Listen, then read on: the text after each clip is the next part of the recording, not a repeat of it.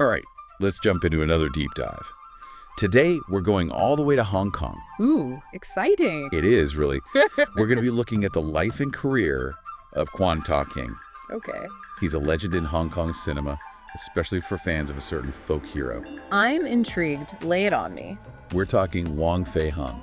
Oh, wow. All right. Big shoes to fill. Huge shoes. And get this, he played Wong Fei-hung in 77 films. You're kidding. 77. That's got to be some kind of record. Not official, yeah, but still, incredible dedication to a single role. Absolutely. You don't see that kind of commitment these days. Exactly. So we dug into some really cool excerpts from a text about Kwan. It was in Spanish, actually. Oh, interesting. So we're getting international insights here. Exactly. So buckle up, because we're about to explore the life of a man who basically became Wong Fei-hung on screen. You know, what always gets me about Kwan Tak-hing is that he didn't just play the role, he really embodied it. Right. And to do that across 77 films. It speaks to a level of dedication and artistry that's just mind-blowing. He became Wong Fei-hung for generations of moviegoers. And the thing is, his life wasn't always glitz and glamour. He had a really tough upbringing. Oh, is that right? Tell me more about that. Well, imagine this. Working on a farm by age 6. Wow, yeah, starting young. Then by 12, he was doing construction work to help out. That's rough. And then he ended up waiting tables for a while. Real underdog story. It really puts his success into perspective, doesn't it? I mean, to overcome those hardships and become a legend, that shows some serious resilience. Absolutely. Makes you wonder when that acting bug bit him. Yeah, where'd that spark come from? Well, there's a clue in his teens. At 13, he joins a Cantonese opera group. Ah, so the seeds were planted early on. Seems like it. Cantonese opera, with all its singing, acting, stylized movements, probably gave him a foundation. It's like a training ground for performers, right? You learn discipline, stage presence, how to captivate an audience. All those skills would have been invaluable later on. Totally. And then in 1928, he marries Chen Ye-chao. She's the daughter of another actor, Zha Sheng. Connections. Networking's always been key, even back then. Apparently. This marriage really opens doors for him in the film world. And boom, just a few years later, 1932, he lands his first film role. What was the film? The Singing Lovers. And get this, Hit me. it was screened in the US. Super rare for a Cantonese film at the time. Wow, that's huge. You know, back then, Cantonese cinema didn't have the same reach as other types of Chinese films. Yeah, breaking into the American market, that really says something about the film's quality. Absolutely. It must have been something special to transcend cultural boundaries like that. Okay, now here's where things get really interesting. Kwan becomes famous for playing Wong Fei-hung, the martial arts master. Yeah, a legend playing a legend. But there's a twist. Oh, do tell. In those early years, he actually had zero formal martial arts training. Whoa, hold on, seriously. But he was so convincing on screen? I know, right? It's kind of mind-blowing. But, you know, his opera background probably helped. Oh, right, all that stylized movement and stage combat. Exactly. Visually, he could pull off the moves. But it wasn't until 1951 that he actually starts learning Hung Gar, a specific kung fu style. Okay, so he finally gets the real deal training. But from who? This is the best part. Students of Lam Sai Wing, Okay. who was himself a student of the actual Wong Fei-hung. Whoa, no way. Talk about a direct lineage. Right. It's like he's channeling the spirit of the person he's portraying. No wonder he was so captivating on screen. And you know what? Most people never even realize he didn't have the formal training at first. He just embodied the role so perfectly. It makes you think, what is it about certain actors that allows them to connect so deeply with a character? Was it his physicality, his expressions, or something more, some intangible essence he brought to the role? Really makes you wonder.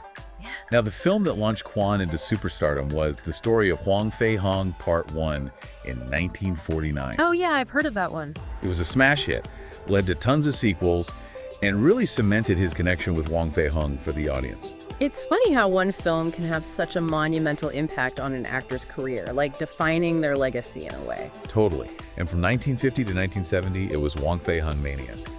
Kwan was at the forefront, sometimes releasing over 20 films a year. Wow, just churning them out. He was unstoppable. And, you know, other actors tried to play Wong Fei-hung during that time. No one could quite capture the magic like Kwan. He was the gold standard. Right. Like he tapped into something special, become the definitive version of the character. But even legends need a break, right? I guess so. Even superheroes need downtime. So 1970 rolls around, and Kwan decides to step away from acting. He wanted to focus on martial arts schools and practicing herbal medicine. Interesting. That's quite a shift from the silver screen. I wonder what prompted that decision. Maybe he felt a pull towards actually teaching and healing after all those years playing a martial arts master and physician on screen. That makes sense, almost like he was taking those on-screen roles and applying them to his real life, trying to make a positive impact off-screen as well. You know, it makes you wonder if his films influenced how people saw the real Wong Fei-hung. That's a really interesting point. Like, did Kwan's popularity spark a new interest in the historical figure, or did people already love Wong Fei-hung, and that's why Kwan was so successful? It's like, which came first, the chicken or the egg? Yeah, maybe it's a bit of both. It's like this feedback loop where film and reality start to blend together. Definitely. And it makes you think about how film can shape our understanding of history, you know? Like, even today, certain actors become so tied to historical figures that it's hard to separate the two. Absolutely. Okay, so we've talked about Kwan's early life, his journey to becoming a film star, and his legendary portrayal of Wong Fei-hung. But what about the man himself? What was Kwan Tak-hing like when the cameras weren't rolling? Well, from what we know, he seems to have been a really dedicated and disciplined person. I mean, his career speaks for itself, right? Yeah, he was incredibly prolific, and he never stopped trying to learn and improve, even as he got older. Exactly. He could have just relaxed and enjoyed his success, but he kept pushing himself, both as an actor and in his personal life. And we can't forget his decision to open those martial arts schools and practice herbal medicine. That wasn't just a hobby for him. It seems like a real extension of his dedication to health and well-being. Yeah, you get the sense that he wasn't just trying to cash in on his Wong Fei-hung persona. It was about aligning his actions with the values he portrayed on screen. I can see that. So some people might be skeptical, right? Like maybe he was just trying to capitalize on his fame. It's a fair point. But from everything we know about him, it seems like his actions came from a genuine place. He was really well respected in the community, not just as an actor, but as a teacher and a practitioner of traditional medicine. And his students spoke really highly of him, praising his integrity and generosity. Exactly. It sounds like he really embodied those Wong Fei-hung values. Integrity, discipline, a strong sense of community service. Maybe that's part of why his portrayal resonated so strongly with audiences. I think you're right. It wasn't just acting. It was like an extension of who he was as a person. Absolutely. And it makes you think about the impact one actor can have on culture and society. Entertainment isn't just about escapism. It can really transmit values and inspire people. It's true.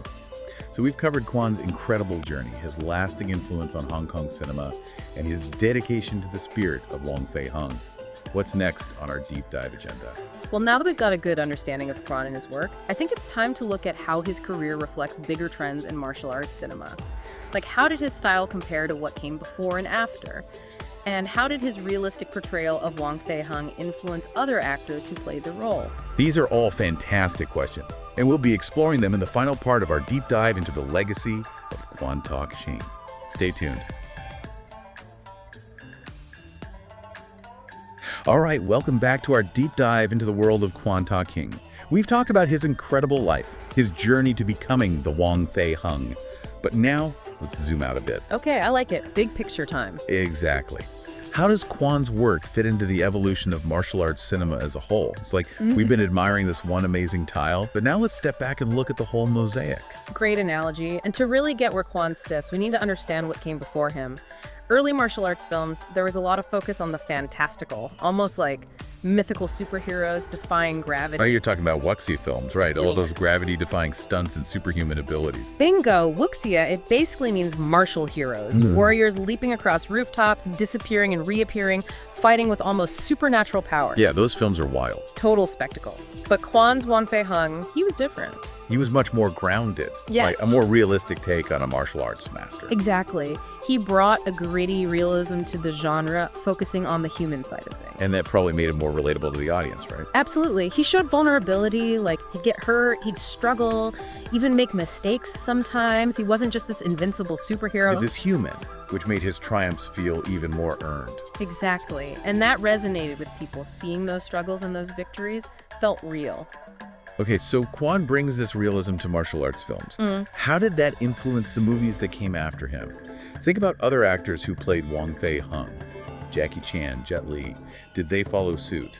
Interesting questions, like, did Kwan set a new standard that later actors had to measure up to? Yeah, it's like he established a benchmark. Take Jackie Chan, for example. Known for his comedic timing, those acrobatic stunts, he brought a different energy to the role. So, still grounded in reality, but with a more playful comedic touch. Exactly. Chan's Wong Fei-hung used his environment, sometimes even humor, to his advantage.